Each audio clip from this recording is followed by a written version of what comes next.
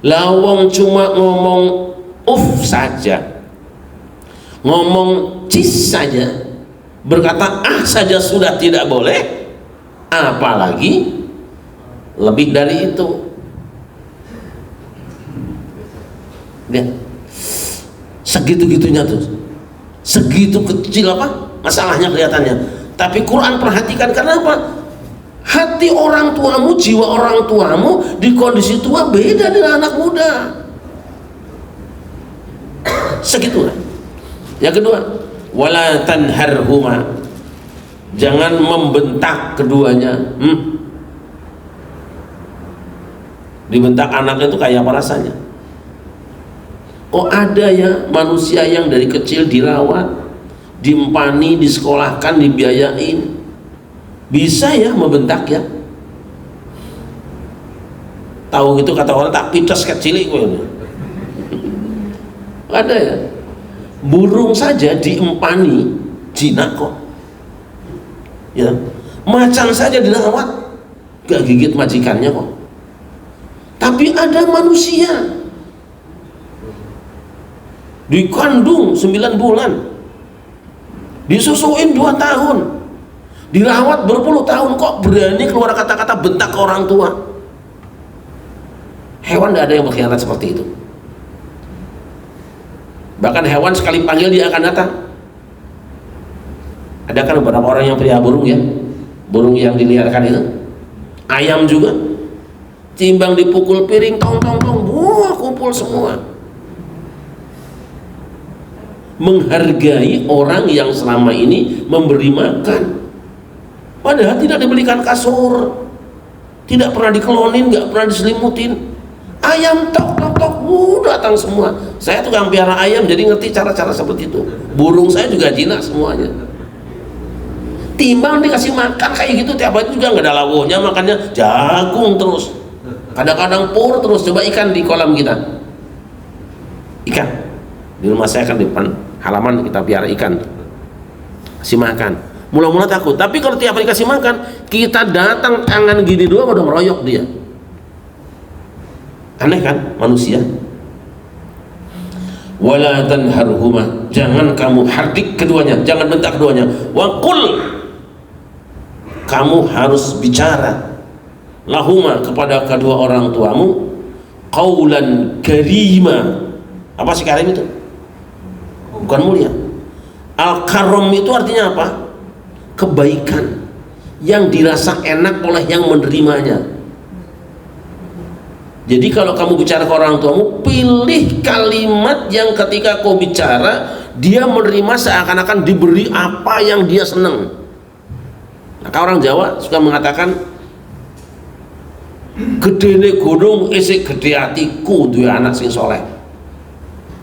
Gunung yang besar tidak sebesar bahagianya hatiku hari ini punya kamu. Coba, kalau kau bisa bicara baik, bisa bicara santun, yang paling layak dan berhak untuk menerima ungkapan kesantunan, kebahagiaan kalimatmu itu orang tuamu. Seindah-indah bahasa yang bisa kau ucapkan untuk ibu dan bapakmu, bukan untuk pimpinanmu. Sudah belum kita kayak gitu?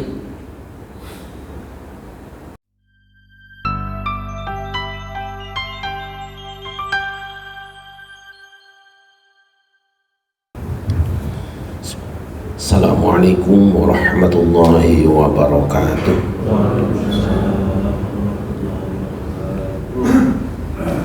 Alhamdulillahi nahmaduhu wa nasta'inuhu wa nastaghfiruh wa na'udzu billahi min syururi anfusina wa sayyiati a'malina. Man yahdihillahu fala mudhillalah wa may yudlil fala hadiyalah. أشهد أن لا إله إلا الله وحده لا شريك له وأشهد أن محمدا عبده ورسوله لا نبي بعده. اللهم صل وسلم على سيدنا ومولانا محمد وعلى آله وأصحابه ومن تبع هداه. أما بعد, mari kita mulai kajian kita pagi ini dengan sama-sama memohon petunjuk pada Allah Subhanahu wa taala. Ala hadhihi al-Fatihah. A'udzu billahi minasyaitonir rajim. Bismillahirrahmanirrahim. Alhamdulillahirabbil alamin arrahmanir rahim maliki yaumiddin. Iyyaka na'budu wa iyyaka nasta'in. Ihdinas siratal mustaqim. Siratal ladzina an'amta 'alaihim ghairil maghdubi 'alaihim waladdallin.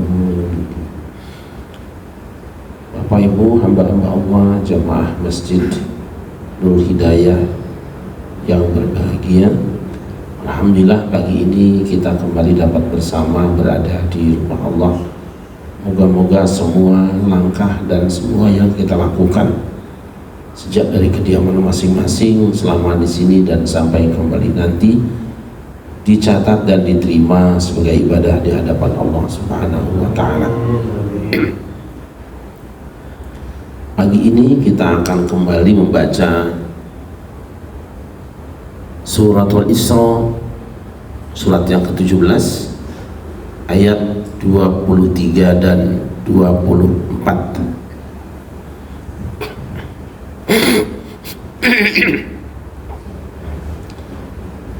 A'udzu billahi minasyaitonir rajim. Bismillahirrahmanirrahim. وَقَضَى رَبُّكَ أَلَّا تَعْبُدُوا إِلَّا إِيَّاهُ وَبِالْوَالِدَيْنِ إِحْسَانًا إِمَّا يَبْلُغَنَّ عِندَكَ الْكِبَرَ أَحَدُهُمَا أَوْ كِلَاهُمَا فلا تقل لهما أف ولا تنهرهما وقل لهما قولا كريما واخفض لهما جناح الذل من الرحمة وقل رب ارحمهما كما ربياني صغيرا ربكم أعلم بما في نفوسكم إن تكونوا صالحين فإنه كان للأوابين غفورا. Silakan dibaca terjemahnya. Bismillahirrahmanirrahim.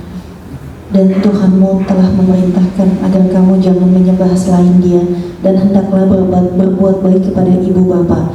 Jika salah seorang di antara keduanya atau kedua-duanya sampai berusia lanjut dalam pemeliharaanmu, maka sekali-kali janganlah engkau mengatakan kepada keduanya perkataan dan janganlah engkau membentak keduanya, dan ucapkanlah kepada keduanya perkataan yang baik. Dan rendahkanlah dirimu terhadap keduanya dengan penuh kasih sayang, dan ucapkanlah, wahai Tuhanku, sayangilah keduanya sebagaimana mereka berdua telah mendidik aku pada waktu kecil. Shadaqallahul azim. Ayat ini memiliki dua pesan. Kedua pesan itu dimulai dengan pernyataan waqadha, yang artinya amara wa alzama, perintah yang mesti.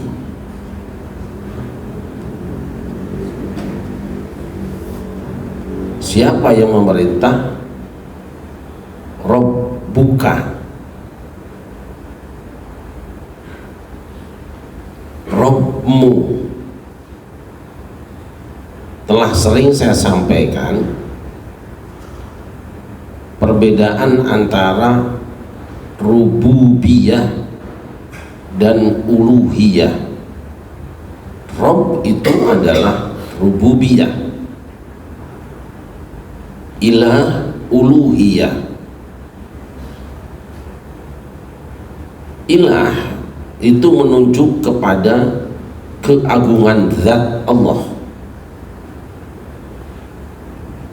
Sedangkan Rob menunjukkan kepada kuasa Allah menciptakan, merawat, memberi rizki, dan memberi pertolongan. Dipilihnya Rob di sini bukan Allah, bukan ilah, untuk menunjukkan bahwa yang menyuruh kamu semua untuk melakukan perintah yang ada di dalam ayat ini adalah Dia yang menciptakan kamu, Dia yang memberi rizki kamu, Dia pula yang siap menolong dan membantu kamu.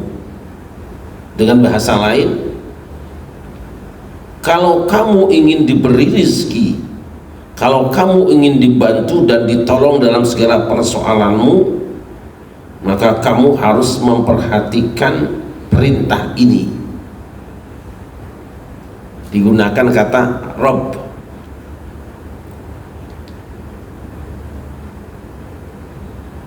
Rob buka idofatnya kepada Nabi Muhammad,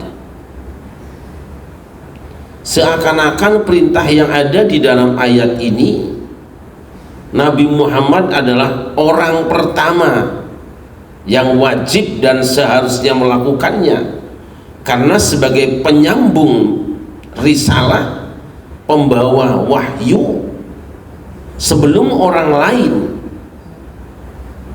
mendengar pesan ini dan mengamalkannya, maka yang ketitipanlah yang seharusnya terlebih dahulu mengamalkannya. Dan itu yang selama ini dilakukan oleh baginda Nabi besar Muhammad sallallahu alaihi wasallam. Aku adalah orang pertama yang melakukan segala sesuatu yang Allah perintahkan pada kamu semua. Ketika ada perintah sholat, yang lain belum sholat, Rasul sudah sholat.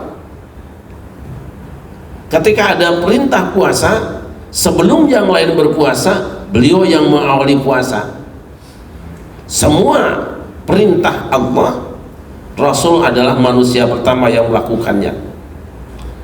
Perintah di dalam ayat ini dua. Satu, Allah ta'budu illa iyyah. Kamu semua manusia jangan menghamba. Kalau di situ terjemahnya jangan beribadah atau menyembah. Yang benar, jangan kamu menghambakan diri kecuali kepada Dia. Dianya siapa? Rob. Semua yang tidak ikut menciptakan kamu, semua yang tidak memberi rizki kamu, semua yang tidak mampu memberikan pertolongan kamu, tidak berhak untuk mendapatkan penghambaan dari kamu. Sama semua orang. Ini yang pertama. Yang kedua, wabil walidaini ihsana. Allah memerintahkan kamu semua untuk berbuat baik kepada dua orang tua. Tidak ihsan kepada Nabi Muhammad, tidak ihsan kepada seorang raja. Dua perintah di sini, hak Allah dan hak orang tua. Saya ingat ada pernyataan ulama bahwa ada pasangan-pasangan di dalam Al-Quran yang kalau pasangannya ditinggal maka yang lainnya tidak diterima. Yang pertama, wa'budullaha wa la tusyriku bihi syai'a wa bil walidaini ihsana. Sembahlah Allah, jangan sekutukan Dia dengan sesuatu pun. Yang kedua, bakti kepada orang tua. Maksudnya apa? Orang beribadah kepada Allah, khusyuk ibadahnya, tamat rukun Islamnya, tapi tidak berbakti kepada kedua orang tua, tertolak. Sebaliknya juga, Orang berbakti kepada kedua orang tua tetapi tidak beribadah kepada Allah juga ditolak.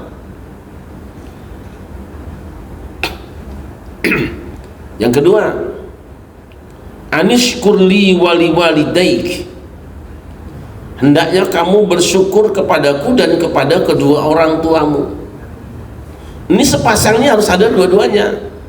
Ada orang yang syukur kepada Allah tapi nggak terima kasih pada orang tua, juga nggak diterima oleh Allah. Ada juga orang yang terima kasih pada orang tua baik banget tapi tidak terima kasih pada Allah, sama tidak diterima oleh Allah. Maka pasangan ini tidak boleh dipisah. Baru yang ketiga, wa aqimus shalah wa atuz zakah, dirikan salat, tunaikan zakat. Orang salat tapi dia tidak berzakat padahal cukup harta senisab, ditolak. Orang berzakat rajin banget tetapi tidak sholat, juga ditolak. Ini tiga pasang ini, satu saja pasangan tidak terbawa, maka yang lain juga tertinggal, tidak naik pada Allah Subhanahu wa taala. Wallahu a'lam bishawab. La wabil walidaini ihsana. Kenapa kok wabil walidaini ihsana? Seakan Allah mengatakan bahwa orang yang ingin diterima sebagai orang yang berbakti kepada Allah, bahwa orang yang ingin diberi pertolongan oleh Allah wajib dia berbakti kepada kedua orang tuanya, ihsan pada kedua orang tuanya. Mengapa kok digunakan Rob dan dua orang tua lain di sini? Karena memang orang tua itu adalah seakan-akan, ya, seakan-akan pelaksana tugas, kepanjangan dari rububiyahnya Allah. Allah yang menciptakan kita, tapi kita tercipta lewat perantaraan orang tua. Allah yang memberi makan kita, tapi makan kita saat kita belum bisa apa-apa adalah perantaraan orang tua. Semua yang dinisbatkan kepada Allah Subhanahu wa ta'ala buat seorang anak biasanya secara umum melalui orang tua. Begitu pentingnya orang tua. Hamba yang dimuliakan, ini yang kedua. Lah, seakan-akan orang tua itu adalah Rob juga, Rob yang mengejawantah. Tapi jangan sekali-kali mengatakan orang tua kita Robbi, walaupun ada di Quran nanti Robbi asana mathwai, itu Al-Aziz, seorang raja yang merawat aku. Maka nanti di ujung ayat ini kama Robbayani shaghira, Rob juga itu. Nanti kita bahas itu.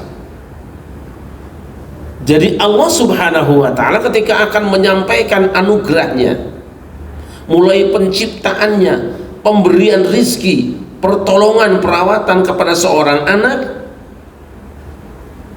ada orang yang menyampaikan anugerah tadi, yaitu ibu dan bapak kita sendiri. Itulah makna rububiyah. Nah, selanjutnya, imma yablughanna 'indakal kibara ahaduhuma, apabila salah seorang di antara orang tuamu mencapai usia lanjut, kibar, atau keduanya mencapai usia sepuh dan kamu menyaksikannya. Ini Allah mulai membicarakan tentang tahapan kehidupan manusia. Tahapan kehidupan kita kan sama seperti tumbuhan.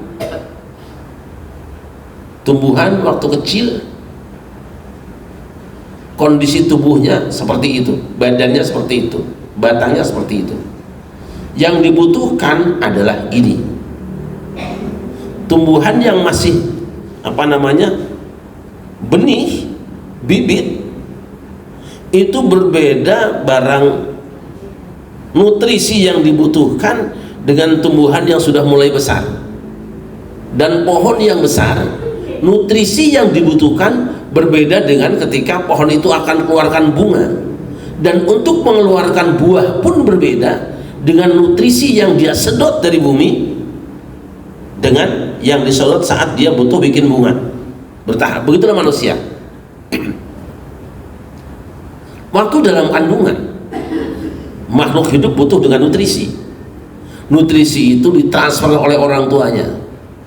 Ketika lahir, orok itu makanannya berbeda dengan yang di dalam perut kita. Setelah lewat 2 tahun, kondisi tubuhnya misalnya sudah keluar gigi, maka dia sudah mengkonsumsi apa yang bisa dikunyah dengan giginya. Ketika sudah remaja, sudah meningkat, dia bosan dengan makanan anak-anak. Masa umur 18 tahun masih netek juga kan, tidak? Dia sudah ingin menfungsikan itu. Terus sampai usia lanjut nanti keadaan kembali seperti masa kecil tadi. Yang tadinya cuma bisa air, nanti sesudah sepuh juga kembali ke air. Kacang sudah nggak bisa lagi, jagung goreng nggak bisa lagi, genjer yang alot nggak bisa lagi, cah kangkung langganan nggak bisa lagi, kembali. Walaupun berbeda antara yang tidak punya gigi waktu bayi dengan yang tidak punya gigi waktu tua, waktu lain. Kalau waktu bayi nggak punya gigi, ibu-ibu tertarik semua ingin menggendongnya. Tapi kalau yang sudah tidak punya gigi, yang sudah kelewat tua, nggak ada ibu-ibu yang ingin gendong, ingin mendekapnya. Nangis juga beda. Tangisan bayi yang nggak punya gigi, seneng kita lihatnya, pengennya cup-cup aja. Tapi kalau kakek-kakek yang sudah nggak punya gigi nangis, nggak lucu kan? Itu ya. Nah, hamba Allah, kondisi fisik manusia itu diiringi dengan perkembangan psikisnya, jiwanya juga. Anak kecil tidak punya rasa malu, wajar tidak berbaju, memang belum punya rasa malu. Hukum mengiringi anak kecil tidak perlu nutup aurat, tidak wajib nutup aurat, bahkan akan merasa ribet kalau suruh pakai nutup aurat. Begitu remaja, sudah dia punya rasa malu. Kalau dia punya rasa malu dan punya rasa perlu dengan lawan jenisnya, maka dia harus menutup auratnya, karena perkembangan fisiknya pun sudah punya daya tarik tersendiri. Nah, begitulah sampai pada akhirnya manusia harus tahu apa yang menjadi konsumsi lahirnya dan konsumsi batinnya. Imma yablughanna 'indakal kibaru ahaduhuma, apabila orang tuamu salah satunya atau keduanya sudah sepuh. Orang tua kan beda jiwanya. Kita yang sudah mulai tua sudah mulai merasakan kan, tulang-tulang mulai rapuh, sudah berubah semuanya. Waktu muda, muka kita cenderung bersinar putih dan rambutnya cenderung berkilau hitam. Begitu tua berubah, kulit muka cenderung menghitam, rambut berubah-ubah, tulang mulai rapuh, pandangan mulai rabunan, kabur, telinga mulai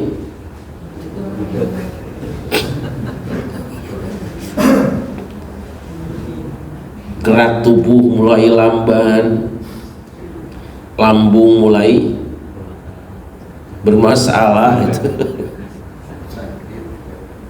Ada satu hal yang kita mungkin semua punya, psikisnya di usia tua itu beda, gampang tersinggung, gampang marah, mudah putus asa, menyesali hari yang lalu. Isinya jiwa orang tua itu ribet mulu urusannya. Dalam kondisi seperti ini, lihat ayat, imma yablughanna 'indakal kibara ahaduhuma aw kilahuma fala taqul lahuma uff. Jika orang tuamu sudah sepuh, atur bicaramu, jangan mengatakan ah. Loh, kenapa? Ucapanmu itu keterimanya di telingamu biasa saja, tapi begitu masuk telinga orang tuamu, sek sini, jadi masalah. Timbang ngomong ah, cis, ngapain lu buat? Itu teratabannya luar biasa, beda rasanya. Karena memang spare partnya sudah mulai soak. Perhatikan, ngomongmu kepada orang tuamu ngati-hati ya siro. Timbang ngomong ah saja tidak boleh. Jangan difahami tekstual, yang nggak boleh kan cuma ngomong ah. Kalau ngomong bapak ibu goblok sih boleh. Mafhumnya muafaqah. Awas, jauhi aliran tekstual ya. Kita kadang-kadang ingin memahami Quran secara tekstual, bahayanya tekstual di situ. Makanya jangan tekstual, terlalu tekstual itu. Normal saja. Kita memahaminya gini, lawang cuma ngomong saja, ngomong cis saja, berkata ah saja sudah tidak boleh, apalagi lebih dari itu. Lihat, segitu-gitunya tuh, segitu kecil apa masalahnya kelihatannya. Tapi Quran perhatikan, kenapa? Hati orang tuamu, jiwa orang tuamu di kondisi tua beda dengan anak muda. Segitulah. Yang kedua, wala tanharhuma, jangan membentak keduanya. Dibentak anak itu kayak apa rasanya?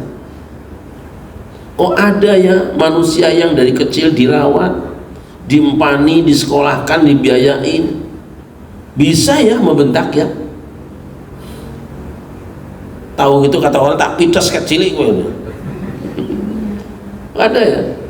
Burung saja diempani jinak kok. Ya. Macan saja dirawat, gak gigit majikannya kok. Tapi ada manusia dikandung 9 bulan, disusuin 2 tahun, dirawat berpuluh tahun, kok berani keluar kata-kata bentak ke orang tua. Hewan tidak ada yang berkhianat seperti itu. Bahkan hewan sekali panggil dia akan datang. Ada kan beberapa orang yang pelihara burung ya, burung yang diliarkan itu, ayam juga, timbang dipukul piring tong tong tong, wah kumpul semua. Menghargai orang yang selama ini memberi makan, padahal tidak dibelikan kasur, tidak pernah dikelonin, nggak pernah diselimutin. Ayam tok tok tok, datang semua. Saya tukang piara ayam, jadi ngerti cara-cara seperti itu. Burung saya juga jinak semuanya. Timbang dikasih makan kayak gitu tiap hari juga nggak ada lawuhnya, makannya jagung terus, kadang-kadang pur terus. Coba ikan di kolam kita, ikan di rumah saya kan di depan halaman kita piara ikan, kasih makan. Mula-mula takut, tapi kalau tiap hari kasih makan, kita datang tangan gini doang udah meroyok dia. Aneh kan manusia. Wala tanharhuma, jangan kamu hardik keduanya, jangan bentak keduanya. Wa qul, kamu harus bicara lahuma kepada kedua orang tuamu qaulan karima. Apa sih karim itu? Bukan mulia. Al-karom itu artinya apa? Kebaikan yang dirasa enak oleh yang menerimanya.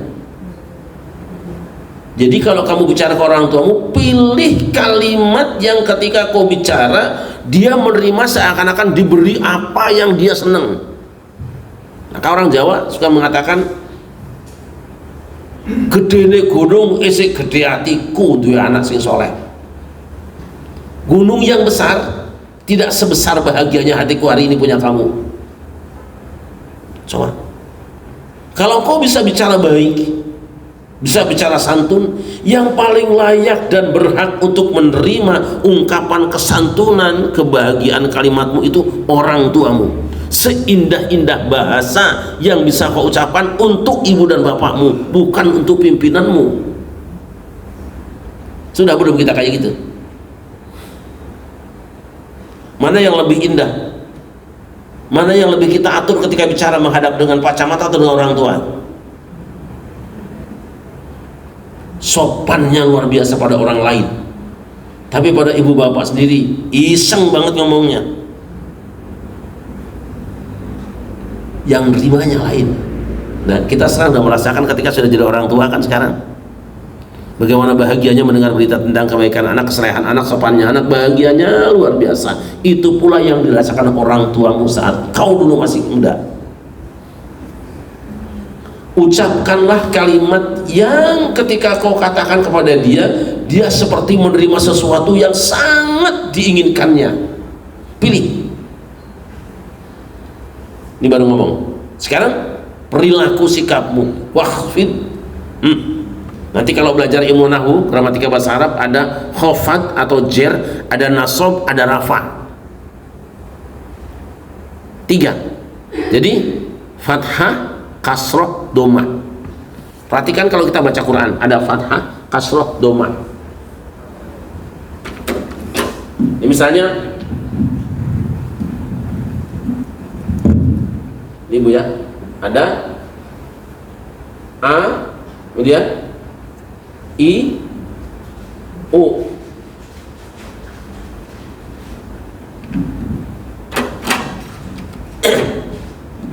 Ini namanya A apa? Fathah di atas, I kasrah di bawah, U dhammah di atas dan nutup. Wakhfid khafadu itu di sini. Kasrah, khafad atau jar. Dia adalah tanda baca yang berada di bawah huruf. Dhammah atas, fathah datar, khafad bawah. Perhatikan, wakhfid lahuma janahadzulli. Kita punya sayap nih. Letakkan dirimu di posisi paling bawah di hadapan orang tuamu. Jer. Seakan-akan tempatkan dirimu di bawah kaki dia. Karena apa? Jer itu di bawah huruf, di bawah.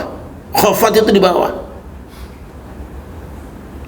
Rendahkan kedua sayapmu kepada keduanya, yang selama ini bisa membuat kamu terbang tinggi, dimuliakan orang. Di hadapan dia, lipat sayapmu, tundukkan pandanganmu.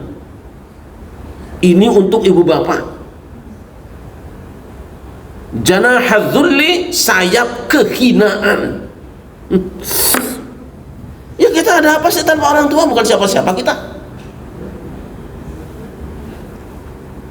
Tetapi orang ketika merendahkan diri di hadapan orang lain kan macam-macam. Ada yang merendahkan diri karena kehormatan, supaya naik pangkat, sopan terus sama jenderalnya, sama bosnya. Siapa tahu besok naik pangkat. Ada juga orang yang sopan banget sama direkturnya, siapa tahu besok naik gaji. Ada juga yang sopan banget sama mertua, siapa tahu ntar bagi warisan. Ada yang sopan banget sama orang kaya, siapa tahu ntar dikasih bagian. Tapi di hadapan orang tua apa? Janahadzulli, sayap kehinaan, kerendahkan. Sadari, tumbuhkan dalam dirimu bahwa di hadapan orang tuamu kamu hina, tidak punya kekuatan apa-apa. Di tidak berdaya. Jangan pernah ada sedikit pun kesombongan di hadapan orang tua, sehina-hinanya. Itu hak orang tua, bukan haknya direktur kita. Sebab apa? Kalau direktur, kita dapat keuntungan dari dia, tapi dia juga untung punya kita, karena kerjaan kita yang membuat perusahaannya maju.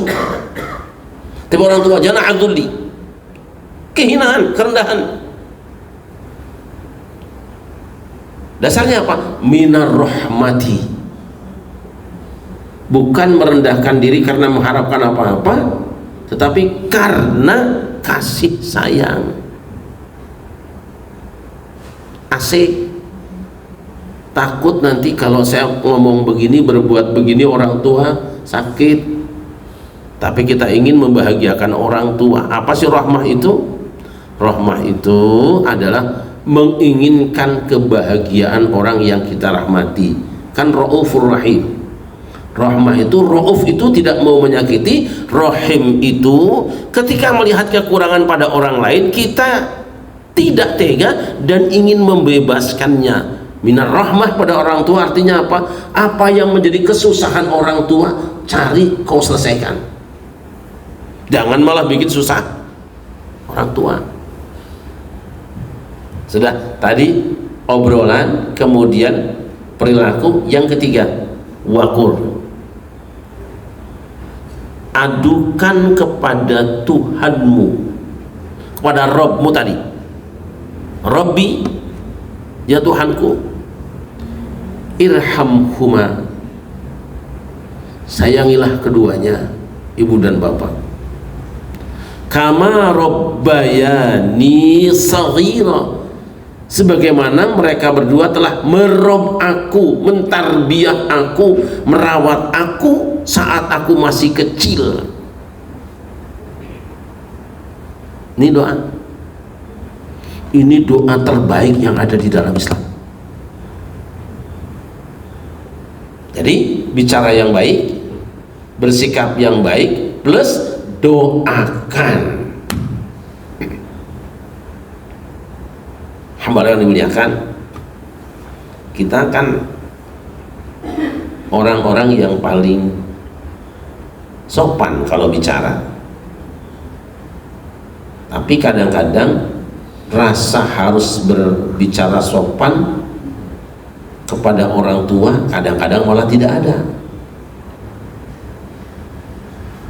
Kita suka ngatur sikap, duduk, berdiri, berjalan di hadapan orang lain, takut salah, diatur sebaik-baiknya. Tapi perasaan takut salah duduk di samping orang tua tidak ada. Kita sibuk kadang-kadang mendoakan, menghadiahkan Fatihah kepada para wali, sampai di absen wali satu persatu, mulai dari Syekh Abdul Qadir Jalani, Syekh Bahuddin Naqsabandi, Syekh Abdul Hasan As-Sadzili, Syekh Ahmad Tijani, semua di absen. Tapi kadang-kadang merasa tidak perlu menghadiahkan Fatihah untuk orang tua sendiri. Padahal kira-kira Syekh Abdul Qadir Jalani pernah mendoakan kita nggak satu persatu? Ya. Tuh wali-wali tadi pernah mengabsen Haji Dedi nggak? Ya. Nama kita tidak ada di dalam doa mereka. Makhluk yang selalu membawa nama kita siapa? Ibu dan bapak kita. Belum lahir sudah dibacakan doa. Apalagi di Indonesia kan, baru hamil 4 bulan sudah selamatan. Doanya di dalam nih yang belum bisa ngapa-ngapain. 7 bulan ngundang tetangga, suruh baca Quran, baca tahlil, baca doa. Doain siapa? Ini yang di perut. Lahir tambah dengan budaya, dicukur 7 harinya, diputer itu bocah. timbang nyukur rambut kudu pakai muter segala rupa, bawa aja ke salon pak tukang cukur. Tidak. Kenapa sih itu dilakukan? Aku ingin anakku ini menjadi anak yang soleh. Begitu orang tua itu. Di kampung kadang-kadang ada pertengkaran kecil antara suami istri karena susah bingung mau ngasih makan apa sama tetangganya, diayak-ayakan. Masya Allah, bacain sholawat ya Nabi sallallahu alaihi berdiri ngalap barokah, ingin semua yang dibaca ayat Qur'annya, tahlilnya, sholawatnya dilimpahkan pada anakku ini.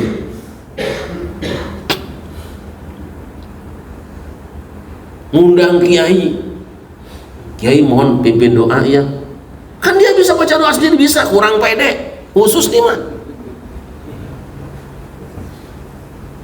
untuk dia. Sepanjang pagi, siang, dan malam kita sekarang yang sudah jadi orang tua mau merasakan kan? Apa sih yang kita minta? Lah aku senang sudah biasa dari dulu, makan enak sudah biasa, tapi aku ingin ya Allah anakku bahagiakan dia, sukseskan dia, berhasilkan dia, cukupkan rezekinya dia. Ini mulut orang tua yang tiap hari basah. Tapi aneh ketika orang tua meninggal dunia kita nggak doainnya si Abu Qadir Jalani. Saya tidak mengatakan tidak boleh, bagus. Tapi yang paling berhak mendapatkan doa seorang anak adalah walidain, ibu dan bapakmu sendiri. Tidak peduli orang tua kayak apa, sebab dia adalah Rob yang mengejawantah, dalam pengertian pemelihara yang nampak, yang pelihara Allah. Tapi wujudnya ada kita, memang Allah yang menciptakan, tapi terciptanya kita lewat siapa?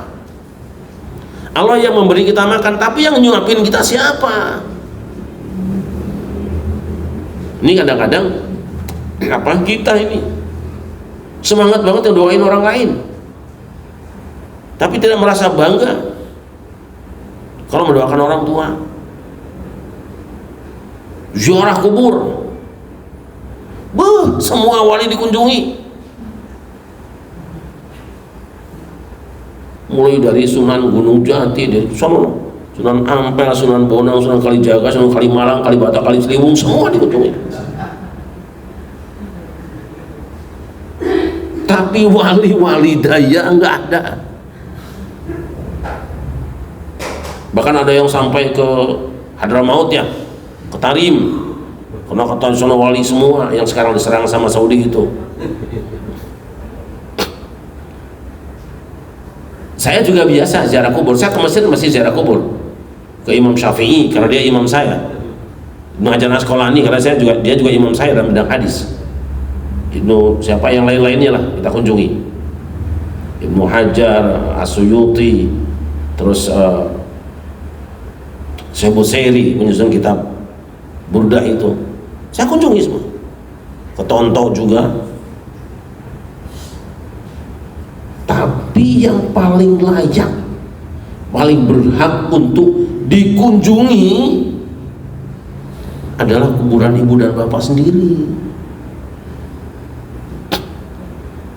Apa kita ingat kita ketika kita tidur tengah malam dia bangun nyamperin, siapa yang nyamperin? Ibu bapak kita sendiri. Ya ibu lah, kalau bapak kadang-kadang kan, kalau bapak kan nyamperin ibunya.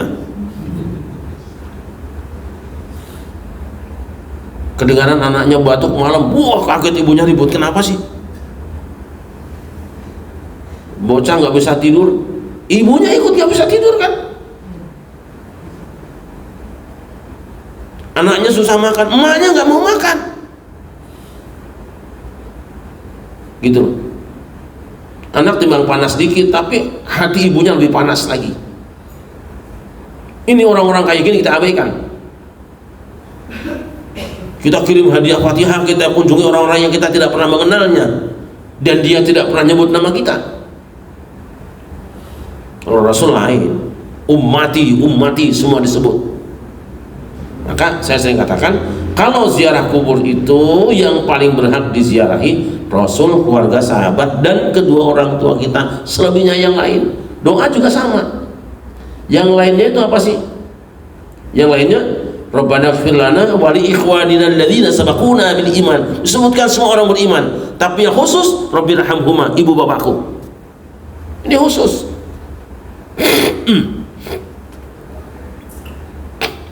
Nah, Bapak Ibu sekalian, saya ingat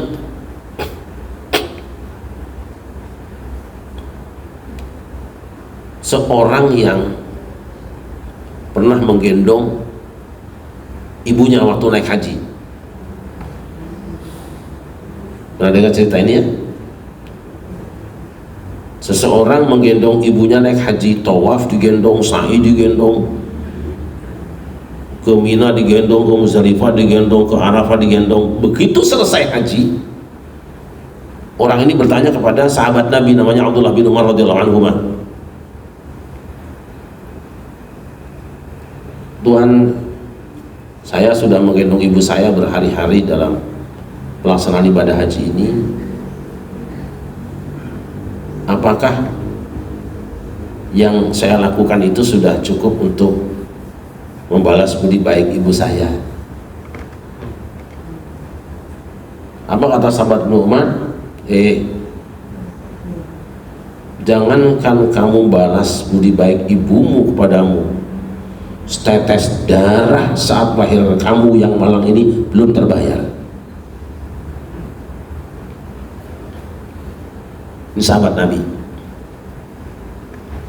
Bahkan Rasul, kita kan tahu ibadah yang hebat itu yang besar apa? Jihad, hijrah. Ada sahabat Nabi yang minta izin pada Rasulullah, tapi ditanya oleh Rasul. Ketika dia minta izin Rasul, saya ikut hijrah. Satu hadis mengatakan, saya ikut berjihad. Bayangkan besarnya pahala orang yang mati syahid. Rasul tanya, ahayun walidak? Yang dia tanyakan adalah, apakah ibu dan bapakmu masih hidup? Bukan cukup bekalmu, mana panahmu, enggak. Apakah ibu bapakmu masih hidup? Masih. Mereka mengizinkan? Tidak ya Rasul, bahkan keduanya menangis. Aku tinggalkan mereka berdua menangis di rumah. Apa kata Nabi? Irji' ilaihima wa adhikhuma kama abkaitahuma. Kamu pulang, buat mereka tersenyum sebagaimana engkau telah membuat mereka menangis. Fafihima fajahid. Jihadmu adalah dalam bakti dan membahagiakan ibu bapakmu. Bayangkan, orang mau jihad saja karena tidak dapat izin orang tua, pilih bahagiakan orang tua. Kita kadang-kadang mau jihad menghina orang tua. Dasar bapak gak punya agama, anak mau jihad aja dilarang. Nah, dia tidak tahu. Memang kamu bisa jihad dari mana? Karena badan kuat. Kuat dari mana? Karena makan. Makan dari mana yang pertama? Orang tuamu. Sallu ala Nabi Muhammad.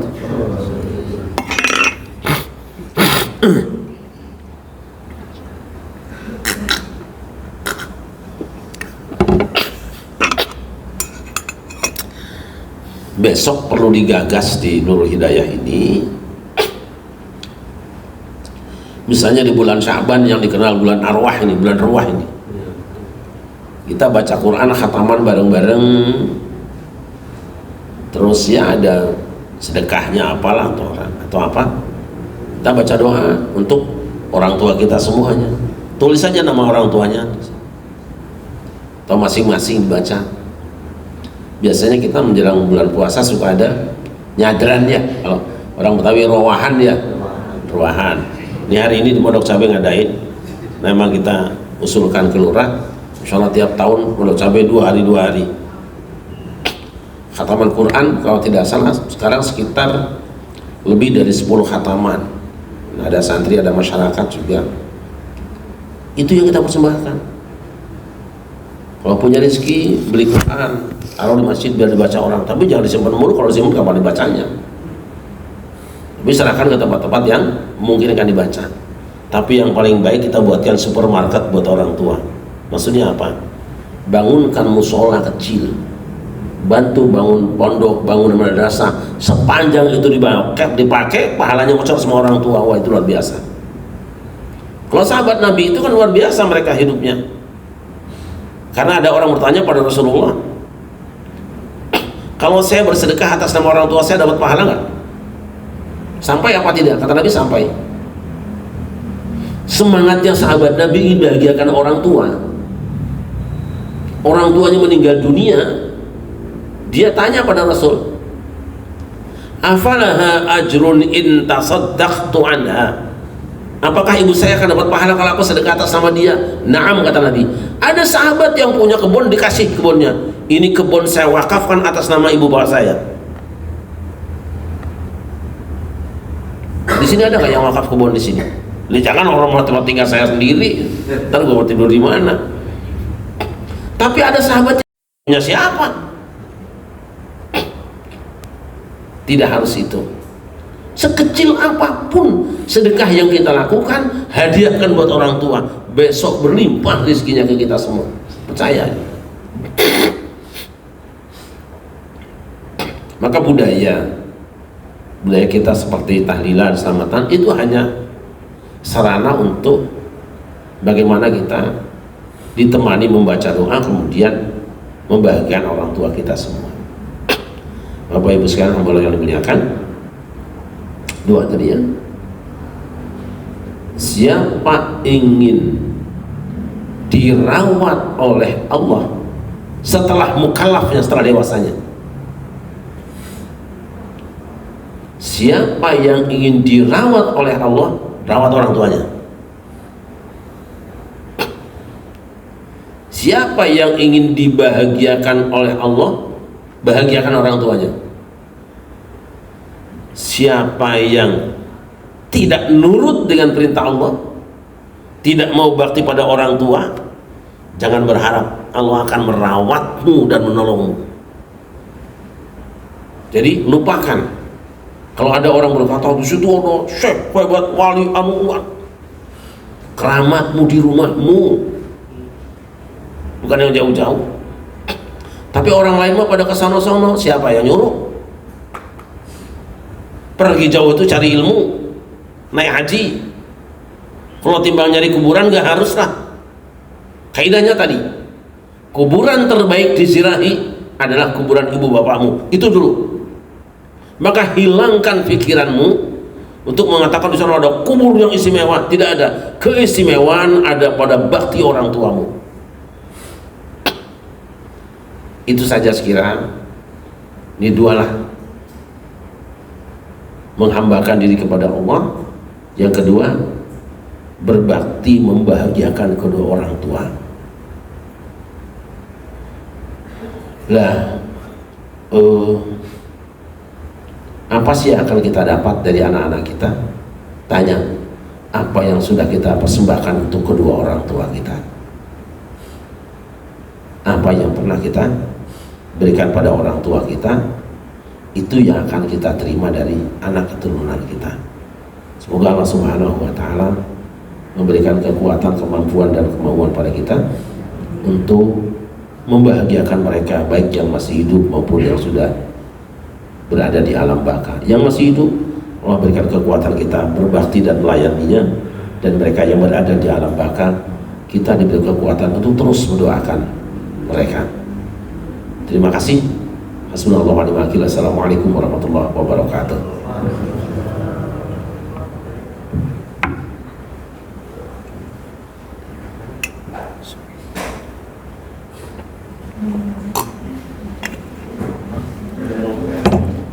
Ada yang mau nanya enggak?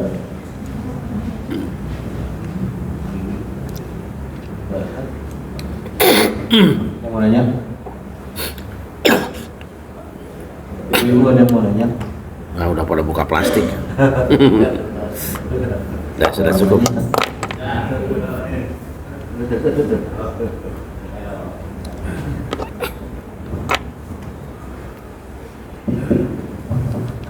Assalamualaikum Kiai. Assalamualaikum. Mohon izin bertanya kaitannya dengan bakti kepada kedua orang tua.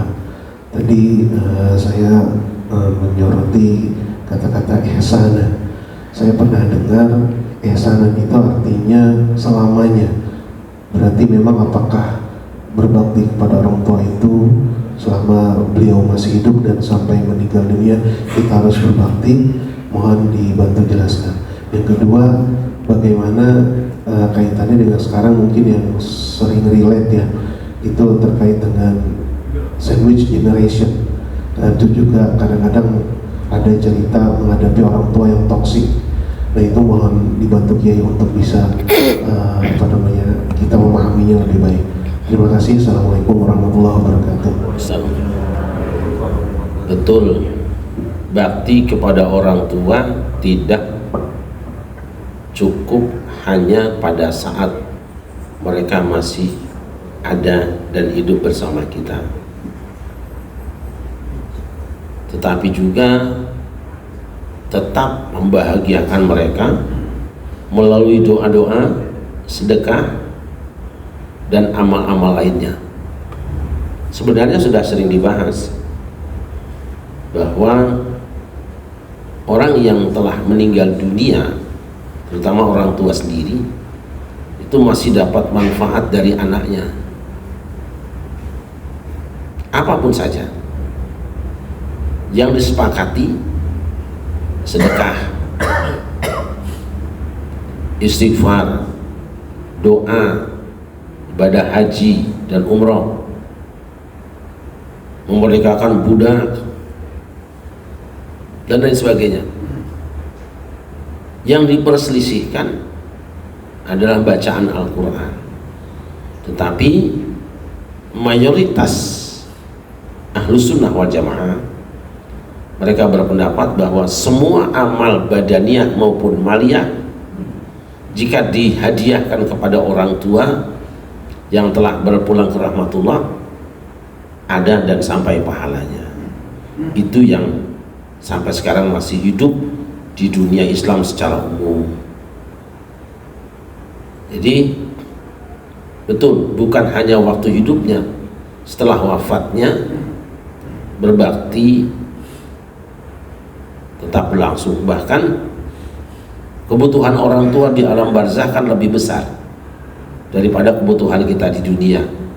Tetapi kebutuhan kita di dunia tentu tidak disamakan dengan kebutuhan di sana.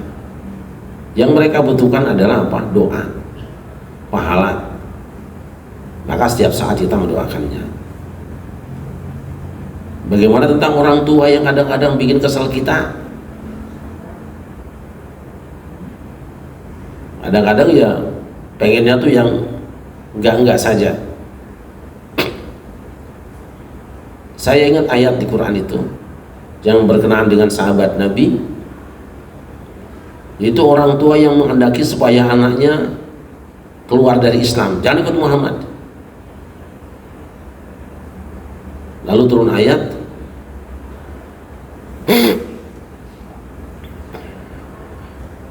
wa in jahadaka ala an tusyrika bi ma laysa laka bi ilm fala tuti'huma sahibhuma fid dunya ma'rufa. Jika kedua orang tuamu memaksa, jahadaka, menjihadi kamu, ala an tusyrika bi, supaya kamu melakukan kemusyrikan, mensyirikatkan aku, fala tuti'huma, yang boleh kamu lakukan dan wajib kamu lakukan, jangan patuhi karepnya itu, tapi wasahibhuma fid dunya ma'rufa, tetap kamu seselawungan bareng dengan keduanya dengan baik. Jangan tampakkan kekesalan, jangan tunjukkan kekecewaan, apalagi menampilkan kemarahan, jangan. Sebab itu akan menyakiti hatinya. Cukup la tuti'huma, jangan patuhi keduanya. Nah, cara yang paling baik seorang anak ketika akan mengalihkan keinginan orang tua yang tidak baik itu dengan cara menampilkan kegiatan lain yang mungkin menarik dia, sama dengan anak-anak. Ada orang tua yang hobinya mancing mulu. Ampun dah, kalau sudah mancing itu kayak iktikaf, Dari isya sampai subuh. Ada yang begitu ya? Oh di sini enggak kan kolamnya kan enggak di sini. Sampai kena serok atau orang Sunda. Ya Allah. Anak coba cari. Sebenarnya apa sih yang dicari alat mancingnya itu? Kan cuma kerenjatnya doang kan. Ikan membeli juga banyak. Gue dapet ikan cere, seneng banget dia. Oh dapet kapal selam aja. Nah, cari apa? Tutup waktu dengan cara yang membuat dia tidak ada alasan pergi. Kita bersandiwara lah. Misalnya biasanya berangkat badak isya, calling temannya bapak, Mang, tolong dong pada maghrib kesini gitu. Apa jam 10 malam kan dia nggak pulang-pulang kan tinggal jadi mancing. Cari sandiwara atau apa kegiatan yang lain, karena orang pasti hobinya bukan cuma satu, ada hobi yang lain. Menangkan ini untuk mengalahkan yang satu tadi. Benar bahwa merawat orang tua, apalagi yang sudah sepuh banget, itu sama dengan berhadapan dengan musuh. Apa yang dia lakukan tuh kayak ngebunuh kita aja. Kesiksa banget kita sama dia kan. Tapi itu bukan niatan dia nyiksa kita. Allah sedang menguji kita lewat dia. Kalau lewat orang lain mah kan gak bagus yang ujinya.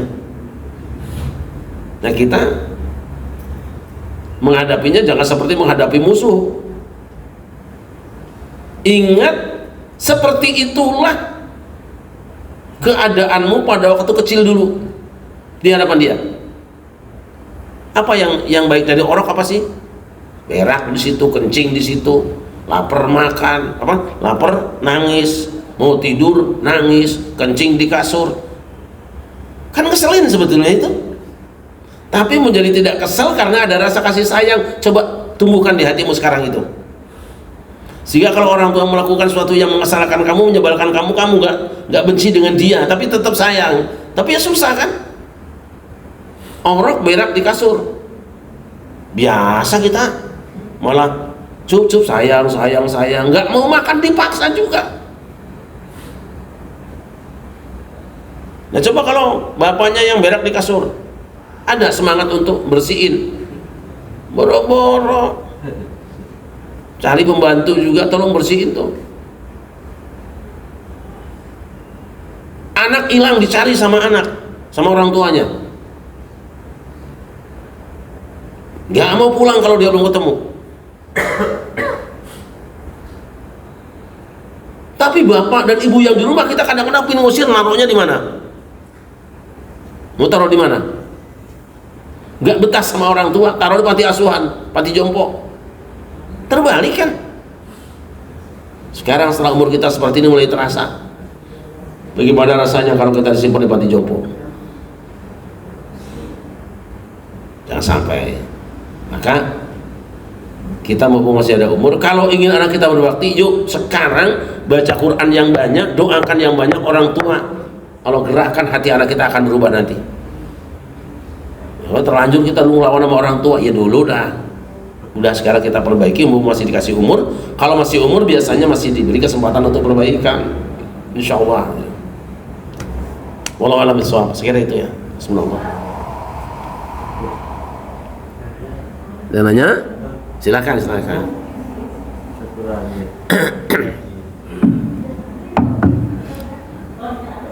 Enggak toh, orang mau nyumbang.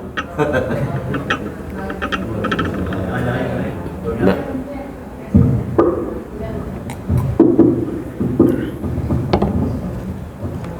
Assalamualaikum warahmatullahi wabarakatuh. Waalaikumsalam warahmatullahi wabarakatuh. Ustadz, saya dari Jambi. Jadi saya itu ada ibu saya tuh pernah bernazar kepada guru ngaji saya. Kita ngaji itu 4 pradi hatam dengan guru itu. Kan kalau di Jambi rumah kita rumah panggung Ustadz. Jadi ibu saya itu bernazar ingin memberi seng 10 kodi kalau guru saya membangun rumah gitu. Lalu ibu saya wafat gitu ya. Lalu setelah itu guru ngaji saya itu udah bangun rumah Ustadz. Lalu kami memberinya dengan 2 tumbuk tanah. gantinya bolehkah menukar nazar ibu saya itu dengan berupa tanah, Ustaz Kiai gitu. Jadi di Jambi itu rumah panggung, jadi kita semua khatam Quran di sana. Jadi ibu saya juga alhamdulillah membangun masjid di provinsi Jambi, Ustaz. Silakan Ya, ke sana. itu Assalamualaikum warahmatullahi wabarakatuh. Memberikan sesuatu yang lebih baik dan lebih berguna, apalagi yang nerimanya ridho dan senang, itu lebih utama daripada menepati janji barang yang cuma seng 20 itu ya. Nah, iya insya Allah bagus ya. Masya Allah. Saya juga ada anak-anak yang di Jambi yang sudah buka pesantren tahfidz itu di kota Jambi itu. Baik, sekira itu diusahakan kita semua Bapak Ibu kalau punya rezeki, atau gini deh, urunan bareng-bareng kapan Bapak Ibu, ayo kita bikin musola di mana, kita beli tanah 100 meter aja. Oh iya, kebetulan saya punya tanah wakaf, bukan wakaf, diberi lah di daerah Subang, ada 200 meter kalau nggak salah, itu suratnya ada. Saya mau tengok sana, saya pengennya udah bikin musola aja deh, saya kasih orang situ. Apa kita bangun bareng-bareng yuk? Nggak gede sih, sekitar 200 meter mungkin kita bangun musola 100 meter, sisanya buat parkir, kita kasih orang situ aja. Kebetulan putranya Ida Eliza, penyanyi dangdut itu, penyanyi dangdut Ida Eliza, beliau punya tanah, sertifikat dikasih saya nggak mau merawat tanah ini, silakan aja. Ya sudah, kita ambil. Saya pikir mau bikin musola atau TPQ di sana, ayo kita bareng-bareng bangun. Kapan-kapan kita boleh lihat sana. Enggak untuk saya, insya Allah. Saya senang provokasi aja. Mudah-mudahan kita semua bisa bareng-bareng, nggak gede-gede amat sih, chill lah. Gitu ya. Saya izin juga nggak ikut ngopi lagi karena ada rohani berucap. Assalamualaikum warahmatullahi wabarakatuh.